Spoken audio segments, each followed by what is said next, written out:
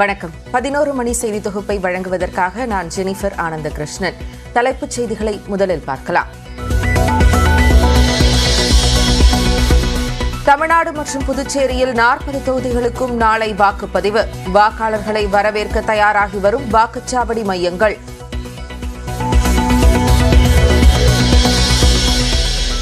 நாமக்கல் மாவட்டம் போதமலை கிராமத்திற்கு தலைச்சுமையாக சென்ற மின்னணு வாக்குப்பதிவு இயந்திரங்கள். உரிய சாலை வசதி இல்லாததால் 7 கிலோமீட்டர் தொலைவிற்கு சுமந்து சென்ற தேர்தல் பணியாளர்கள். நாடு முழுவதும் 102 தொகுதிகளுக்கு நாளை முதற்கட்ட வாக்குப்பதிவு. 8 மத்திய அமைச்சர்கள் 3 முன்னாள் முதல்வர்கள் வேட்பாளர்களாக களம் காண்கின்றனர். சென்னையிலிருந்து நேற்று ஒரே நாளில் 1.5 லட்சம் பேர் சொந்த ஊருக்கு பயணம். நாளைய தேர்தலில் வாக்களிக்க புறப்பட்டு சென்றனர்.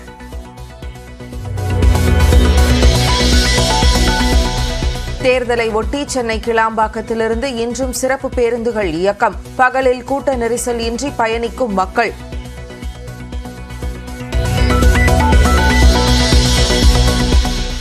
வாக்களிப்பதற்காக திருப்பூரிலிருந்து சொந்த ஊருக்கு புறப்பட்ட தொழிலாளர்கள். ரயில் நிலையத்தில் வழக்கத்தை விட அதிகமாக காணப்பட்ட கூட்டம்.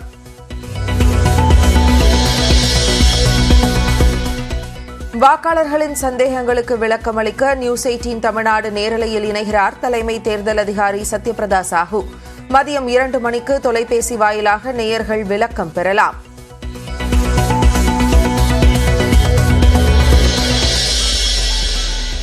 எடப்பாடி பழனிசாமிக்கு எதிராக அவதூறு வழக்கு தாக்கல் செய்தார் திமுக வேட்பாளர் தயாநிதி மாறன். தொகுதி மேம்பாட்டு நிதி தொடர்பாக ஆதாரமற்ற குற்றச்சாட்டை சுமத்தியதாக புகார்.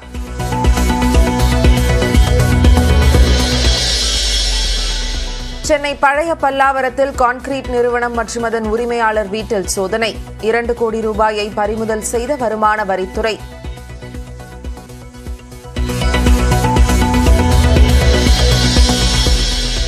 குளித்தலை அருகே வாக்காளர்களுக்கு பணப்பட்டுவாடா செய்த நபர் கைது. 60,000 ரூபாயை பறிமுதல் செய்த அதிகாரிகள்.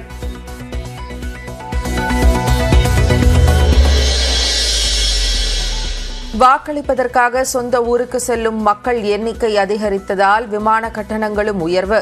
சென்னையிலிருந்து முக்கிய நகரங்களுக்கான விமான கட்டணம் 2 முதல் 3 மடங்கு அதிகரிப்பு.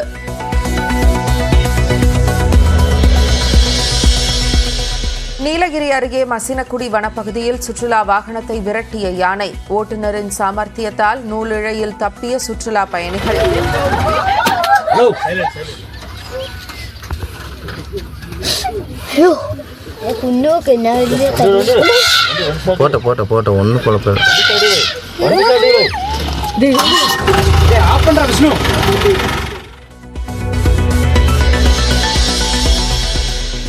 சென்னை நுங்கம்பாக்கத்தில் வசிக்கும் ஐடி நிறுவன ஊழியர் வீட்டில் அமலாக்கத்துறை சோதனை.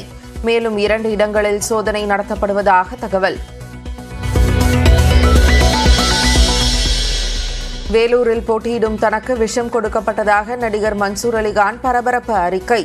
சென்னை மருத்துவமனையில் விஷ முறிவு சிகிச்சை அளிக்கப்பட்ட நிலையில் உடல்நிலை முன்னேறியதாக விளக்கம். 4 கோடி ரூபாய் சிக்கிய விவகாரத்தில் நெல்லை பாஜக வேட்பாளர் நயினார் நாகேந்திரன் தகுதி நீக்கம் செய்யப்படுவாரா? சுயேட்சை வேட்பாளரின் மனுவை இன்று விசாரிக்கிறது சென்னை உயர்நீதிமன்றம்.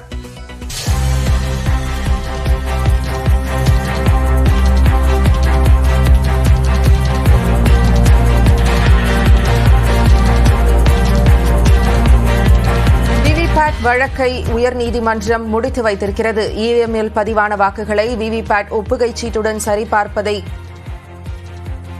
கோரிக்கை வைத்த மனுவை வழக்கை முடித்து வைத்து உயர்நீதிமன்றம் தெரிவித்திருக்கிறது. இது குறித்து கூடுதல் விவரங்களோடு செய்தியாளர் மதன் நம்மோடு இணைந்திருக்கிறார். மதன், இந்த வழக்கு குறித்த விவரங்கள். நாளை மக்களவை தேர்தல் நடைபெற உள்ளது. அதே போல அதற்கு பயன்படுத்தப்படும் அந்த வாக்குப்பதிவு இயந்திரம் தொடர்பாக பல்வேறு மாறுபட்ட கருத்துக்களும் நிலை வருகிறது. ஏற்கனவே திமுக கூட அந்த வாக்குப்பதிவு இயந்திரம், அதாவது அந்த வாக்குப்பதிவு இயந்திரம் மற்றும் விவிபேட்டுடன் அந்த கண்ட்ரோல் ரூமை இணைக்கக்கூடாது, ஒரே ஒயர் மூலமாக இணைக்கக்கூடாது என்ற ஒரு வழக்கும் தொடரப்பட்டு அந்த இந்த சூழலில் தான் தற்போது சென்னை உயர்நீதிமன்றத்தில் ஒரு கேமிலஸ் செல்வா என்பவர் புதிய மனு தாக்கல் செய்துள்ளார்.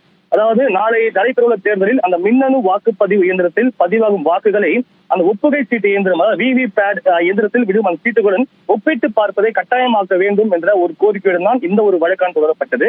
ஆனால் இந்த வழக்கை இன்று தலைமை நீதிபதி அமர்ந்து விசாரணைக்கு வந்தபோது கடைசி நேரத்தில் இது போன்ற வழக்கு தொடரப்பட்டுள்ளதை நீதிபதி சுட்டிக்காட்டினார்கள். அது மட்டும் இல்லாமல் குறிப்பாக இதே கோரிக்கையிலும் தொடரப்பட்ட ஒரு வழக்கானது உச்சநீதிமன்றத்தில் தற்போது நிலுவையில் உள்ளது. எனவே இந்த ஒரு வழக்கை விசாரணைக்கு எடுத்துக்கொள்ள முடியாது என்று தெரிவித்து இந்த வழக்கை இன்று முடித்து வைத்துள்ளார்கள். விவரங்களை வழங்கியமைக்கு நன்றி மதன்.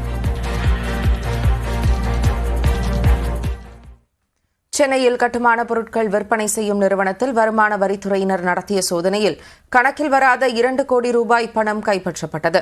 பள்ளிக்கரணை அருகே துரைப்பாக்கம் பல்லாவரம் ரேடியல் சாலையில் உள்ள PLR ப்ளூ மெட்டல்ஸ் என்ற நிறுவனத்தில் கட்டுமானத்திற்கு தேவையான ஜல்லி, மணல், ரெடிமிக்ஸ், கான்கிரீட் உள்ளிட்டவை விற்பனை செய்யப்படுகின்றன. இந்நிறுவனத்திற்குள் நேற்றிரவு சுமார் 12:30 மணி அளவில் வருமான வரித்துறையினர் அதிரடி சோதனை மேற்கொண்டனர். அதிகாலை 3:30 மணி வரை நடைபெற்ற இந்த சோதனையில் நிறுவனத்திலிருந்து கணக்கில் வராத 1 கோடி ரூபாய் பறிமுதல் செய்யப்பட்டது. இதனைத் தொடர்ந்து நிறுவனத்தின் உரிமையாளர் லிங்கராஜ் என்பவரின் வீடு மற்றும் குவாரிகளிலும் சோதனை நடைபெற்றது. இதில் கணக்கில் வராத மேலும் 1 கோடி ரூபாயை வருமான வரித்துறை அதிகாரிகள் கைப்பற்றினர். மொத்தமாக 2 கோடி ரூபாயை கைப்பற்றியுள்ள வருமான வரித்துறையினர் தீவிர விசாரணை மேற்கொண்டுள்ளனர். திருச்சி மாவட்டம் மணப்பாறையைச் சேர்ந்த நகை அடகு கடை உரிமையாளர் வீட்டில் வருமான வரித்துறையினர் சோதனை நடத்தினர். தீராம்பட்டியைச் சேர்ந்த அருள் பிரகாசம் என்பவர் நகை அடகு கடையை நடத்தி வரும் நிலையில் அவரது வீட்டில் வாக்காளர்களுக்கு கொடுப்பதற்காக பணம் வைத்திருப்பதாக வருமான வரித்துறையினருக்கு தகவல் கிடைத்தது. இதன் அடிப்படையில் அவரது வீடு கடையில் சோதனையிட்ட போது 15,000 ரூபாய் மட்டுமே கிடைத்ததால் 2 மணி நேரத்திலேயே அதிகாரிகள் சோதனையை முடித்துவிட்டு சென்றனர். கோவை பூலுவப்பட்டி பகுதியில் பாஜக நிர்வாகிக்கு சொந்தமான காரில் 81,000 ரூபாய் பறிமுதல் செய்யப்பட்டது. சிறுவாணி சாலையில் தேர்தல் பறக்கும் படையினர் வாகன சோதனையில் ஈடுபட்ட போது அவ்வழியாக வந்த காரை நிறுத்தி சோதனையிட்டதில் அதில் 81,000 ரொக்கம் பறிமுதல் செய்யப்பட்டது. விசாரணையில் வாக்காளர்களுக்கு வழங்கவே பணம் எடுத்து செல்லப்பட்டதும் அந்த கார் பாஜக பூலுவப்பட்டி மண்டல தலைவர் ஜோதிமணிக்கு சொந்தமானது என்பதும் தெரியவந்தது. தமிழ்நாட்டில் மக்களவைத் தேர்தலுக்கான அனைத்து ஏற்பாடுகளும் தயார் நிலையில் இருப்பதாக மாநில தலைமை தேர்தல் அதிகாரி சத்யபிரதா சாஹூ தெரிவித்துள்ளார். நியூஸ் 18 தமிழ்நாடு தொலைக்காட்சிக்கு அளித்த பிரத்யேக பேட்டியில் வாக்குப்பதிவு முடியும் வரை சமூக வலைதளங்கள் வாயிலாகவும் பரப்புரைகளை மேற்கொள்ளக்கூடாது என எச்சரிக்கை விடுத்தார்.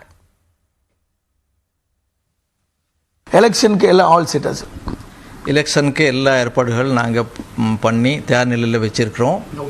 முக்கியமாக பார்த்தா நம்ம இவிஎம்ஸ் எல்லாம் அந்தந்த அசெம்பிளி கான்ஸ்டிடியூன்ஸ்லேருந்து வாக்குச்சாவடிக்கு நாங்கள் மூவ் பண்ண போகிறோம். நம்ம அஃபீஷியல்ஸ் ட்ரெயின்ட் அஃபீஷியல்ஸ் எல்லாம் அந்தந்த வாக்கு சைடில் போயிட்டு இருப்பாங்க. சிஏபிஎஃப் டிப்ளாய்மெண்ட்டும் எல்லா இடத்துல நம்ம எப்படி நம்ம அரேஞ்ச்மெண்ட்ஸ் எல்லாம் பண்ணியிருக்கோமோ அது மாதிரி இருப்பாங்க. அதனால் எல்லா வகையான ஏற்பாடுகளாக பண்ணியிருக்கோம்.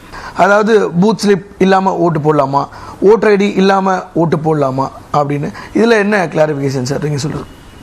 நமக்கு பூத் ஸ்லிப் இல்லாமல் கூட ஓட் போடலாம். பூத் ஸ்லிப் எடுத்துகிட்டு உள்ளே போய் ஓட் போடணும் அந்த மாதிரி ரூலே கிடையாது. பூத் ஸ்லிப்பில் என்னென்னா நமக்கு எந்த பூத்தில் நமக்கு பேர் இருக்கிறது, நம்ம சீரியல் நம்பர் என்ன இருக்கும் அது அதில் தெரியும். அப்புறம் ஓட் போடுறதுக்கு ஒரு அடையாள அட்டை வேணும். அதில் எலெக்ஷன் கமிஷன்னாலே ஒரு 13 அடையாளெல்லாம் சொல்லியிருக்காங்க. அதில் நம்ம ஓட்டருக்காக அது அடையாள அட்டை அது இருக்கலாம், இல்லை ஆதார் கார்டு இருக்கலாம், பாஸ்போர்ட் இருக்கலாம், டிரைவிங் லைசன்ஸ் இருக்கலாம், ஒரு பேங்க்கோட அக்கௌண்ட்டில் உங்களோட ஃபோட்டோ இருந்தால் இருக்கலாம், என்ஆர்ஜி இதெல்லாம் இருந்தால் இருக்கலாம். அது மாதிரி 13 ஆவணங்கள் சொல்லியிருக்காங்க.